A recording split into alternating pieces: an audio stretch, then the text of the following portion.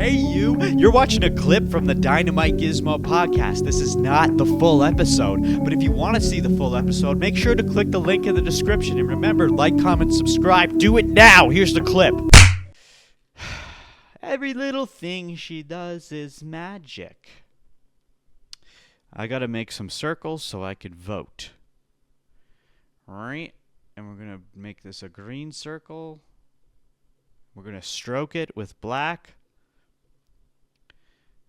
Stroke's not big enough. Give me a 5 stroke. 5 pixel stroke. Hey, that's what I'm talking about. We're going to take snapping off. We're going to take the extras off. Okay. Now I'll go copy. Paste, paste. And then I'll go copy. Paste. Copy. Paste, paste, paste. And I'll go copy, and then paste, and then copy, paste, paste. Wait. Okay. One more? I can't remember. There we go. All right. So let's jump into this. The first fight of the night, we have Niko Price versus Jacoby Smith. Now, Niko Price is 16-8-0 in the UFC, 16-8-0 overall. He's 8-8-0 with 2 no contests in the UFC. He's on a 1-fight losing streak. He has had 4 Performance of the Night bonuses early in his career. And since 2018, he has had 6 wins in the UFC and 7 losses. He has fought guys such as Robbie Lawler, Michelle Pereira, Donald Cerrone, Vincent Luque, and Jeff Neal. He's been in it for a little while. And then we've got Jacoby Smith, who is 10-0 in the UFC. So, fuck off. He's 10-0 overall, and he's 1-0 in the UFC. 80% of his wins are by KO. 7 of his 10 wins are all in the first round with a KO. His Contender Series win was by round 2 KO, and has only had 2 decision wins ever. And when you look at the Vegas betting odds, Jacoby Smith is a minus 2,000 betting favorite. And I think that's changed a little bit. It might be at minus 1,600 now, but regardless, I think this one's pretty clear cut. We're going to vote for Jacoby. Then we have Jonata Diniz versus Alvin Hines. Diniz is 8-1 overall, 2-1-0 in the UFC. 88% of his wins are by knockout. He is on a 1-fight losing streak against Tybura after a doctor stoppage. Before that, he was on an 11-fight win streak outside of the UFC. He has received a Performance of the Night bonus on his UFC debut. Hines is 7-0. This is his UFC debut. He is 5-0 in LFA, has 8 wins in round 1 or round 2. 50-50 split of his wins are either KO or submission. Now this one could go either way, but I'm going to go for Diniz. Next up, we have Cedric Dumas versus Jackson McVeigh. Now here's the thing. This boy here is under house arrest. Okay? The Reaper. Now, he may not be fighting because, like I said, as far as I know, as far as I heard, he can't get his fucking ankle bracelet off. So he might not be able to fight. So this fight might be completely changed. And also it says 0-0 here because at the time of creating this, there wasn't any Vegas betting odds yet. But I'm sure there is now, if he's still fighting. Anyway, let's just assume he is. So Dumas is 10-3-0 overall, 3-3-0 in the UFC. He's on a 1-fight losing streak and has been in the UFC since 2022. McVeigh, on the other hand, is 6-0 overall. This is his UFC debut, and it's a 50-50 split. His wins are between KO and submission. I'm going to go for the Moose, McVeigh. You can go for whoever you want. Next up, we have a classic fight between 2 guys that you might have seen before.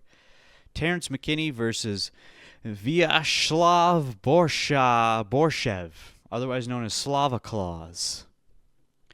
Terrence McKinney is 16-7-0, 6-4-0 in the UFC, 50-50 split between KO and submission wins, one fight win streak against Damar Hadzovic. He lost his Contender Series fight, but he still made it into the UFC. Slava Claus, on the other hand, is 8-5-1 overall. He's 3-4-1 in the UFC. He's on a one-fight losing streak to Tom Nolan. 75% of his wins are by KO. He has had 2 performance of the night bonuses and 1 fight of the night bonus. We all know Terrence McKinney is named T-Rex for a reason, because he wrecks. And that's who I'm voting for. Now we have a female fight, the only one on the card. And it's against Vivian Araujo versus Tracy Cortez. Araujo, 13-6-0 overall, 7-5-0 in the UFC. She's on a one-fight win streak against Karen Silva. And Tracy Cortez, 11-2-0, 5-1-0 in the UFC. She is on a one-fight losing streak against Rose Namajunas in July of last year. But before that, she was on an 11-fight win streak, with wins over Jazudavicius and Blanchfield. We know Cortez can bang and slam and rumble and ramble, so let's give her a little green circle. Next up, we have Hader Emil versus Jose Delgado. Hader, or Hyder, however you want to say it, Emil, is 11-0 overall. In the UFC, he's 3-0. In Bellator, he's 3-0. In LFA, he's 3-0. Pretty interesting, and he has had a performance of the night bonus in the UFC. Jose Delgado is 9-1-0. He's 1-0 in the UFC, and currently he's on a 6-fight win streak. Again, this is one of those fights that could go either way. Hard to pick, but I'm going to go with the Hurricane. Hader Emil, or Hyder. I don't know how you say it. Now we've got Jack Hermanson versus Gregory Rodriguez. Classic. Hermanson is 24-8-0, 11-6-0 in the UFC. He's on a one-fight win streak over Joe Pyfer, and has been in the UFC since 2016. He has had a Cage Warriors title, and he has defended it twice. He's had 1 performance of the night bonus and 1 fight of the night bonus. Gregory Rodriguez, RoboCop, 16-6-0, 7-3-0 in the UFC. He's on a 1-fight losing streak over Jared Cannonier. He's had 3 fight of the night bonuses and 1 performance of the night bonus. We all love RoboCop. I think he's going to take out Hermanson no problem. And we're going to plug that right into here. Just like that. Next up, look who we've got. The prospect is back. After his only loss. This is time for him to prove himself. But he's against a fucking dog, dude. He was up against a dog last time, but this is a bigger, badder dog. We've got Peyton Talbot versus Felipe Lima. And honestly, you could say both are prospects. Actually, you 100% can. Let's go over Peyton Talbot, shall we? He's 9-1-0. And in the UFC, he's 3-1-0. 78% of his wins are by knockout. He has had 2 performance of the night bonuses. He was undefeated and held belts in Uriah Faber's A1 with 2 defenses, and he's had 2 amateur belts in King of the Cage. He was a huge UFC prospect until his 1 loss, and he's still a huge prospect, but people like to push him under the rug because of that loss. And then we have the man that he's fighting, another UFC prospect, Felipe Lima. He's 14-1-0, 2-0-0 in the UFC. 50% of his wins are by decision. He's on a 14-fight win streak. He has had belts in Amazon Talent, Fight Club Rush, and Octagon with a K. He has received a Performance of the Night bonus in his debut of the UFC. And honestly, when you look at the stats of both these gentlemen, I could see Felipe Lima taking this. And I think he might. And I wouldn't be surprised if he did. But we want Peyton Talbot to take this. So we're going to vote for Peyton Talbot. Oh, I'm backwards here. And then we have Royval versus Van. Whoo! This is a crazy fight. This is amazing. Joshua Van is rising up through the ranks, no problem. Okay, Brandon Royval, 17-7-0. 7-3-0 in the UFC. 53% of his wins are by submission. He's on a 2-fight win streak. 4 fight of the night bonuses, 1 performance of the night bonus. Has wins over Kai Kara France and Brandon Moreno. And he has lost to Pantoja twice.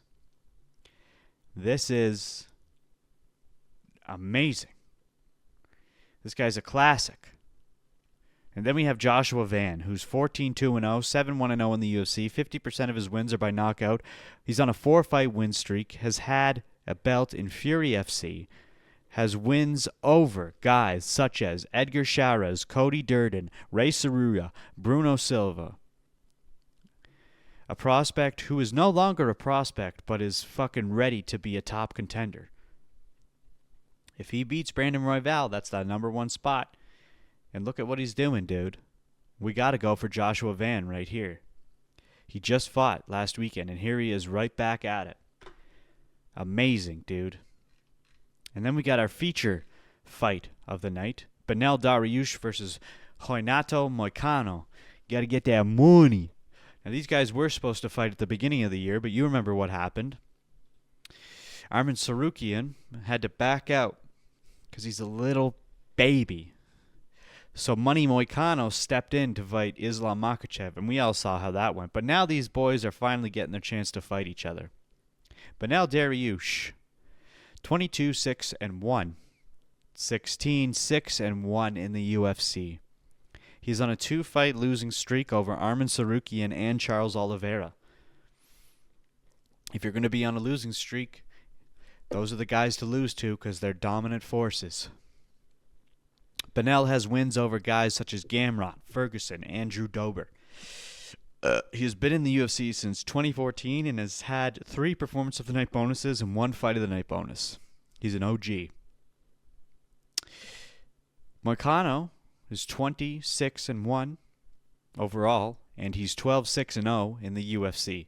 50% of his wins are by submission. Oh, my back is killing me. He's on a 1-fight losing streak to Islam Makhachev. Understandable. Before that, he was on a 5-fight win streak. He's been in the UFC since 2014. He has 1 performance of the night bonus, 1 fight of the night bonus, has had a jungle fight belt, has wins over Benoit Saint-Denis, Jalen Turner, Drew Dober, Chase Hooper, Cub Swanson, Calvin Kattar, Jeremy Stevens. We are giving this one to Money Moicano, dude. Money Moicano. Got to get that money. Easy money, dude. Now, if you look at the main event in the co-main, I don't have the backgrounds complete for Topuria, and I'm going to change Kai Kara France maybe, but we'll see. Anyway, we're on the co-main event, which is Alexander Pantoja, or I think it's Alexandre Pantoja versus Kai Kara France. All right? Now, these motherfuckers have fought before in The Ultimate Fighter, and Pantoja did win then. But we'll see how things turn out now. This is also a title fight, by the way.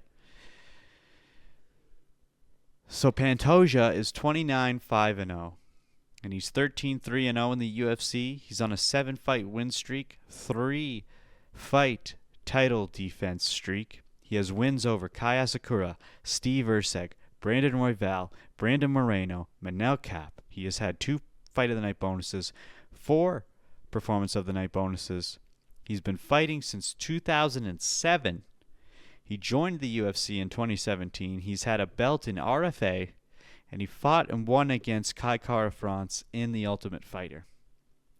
As I said. Now, Kai Kara France, on the other hand, is 25-11-0. He is 8-4-0 in the UFC. 48% of his wins are by KO. He's on a 1-fight win streak over Steve Erceg. He has had 3 Performance of the Night bonuses and 3 Fight of the Night bonuses. Again, this could go either way, but I don't think so. I don't think it's going to go either way. I think Pantoja is going to take this. And I want him to take it. I wouldn't be too upset if Kara France took it. But I want to see how far Pantoja can hang on to that belt. All right. Now, Ilia Topuria versus Charles Oliveira. We don't need to go over their stats because we already did in the first half of the episode. We already know we want Charles Oliveira to win, but we think Topuria is going to win. If Charles wins, it'll be a glorious moment in the history of the sport. But if Topuria wins, it'll be kind of expected. So who are we going to go for in this one? Ding dong ding da da ding dong ding ding dong ding dong ding ding ding ding dong dong. I'm going to vote for Ilia Topuria just because I think he's going to win. But I want Charles Oliveira to win. So that's how we're going to vote. Tap here to watch the full episode of the Dynamite Gizmo podcast.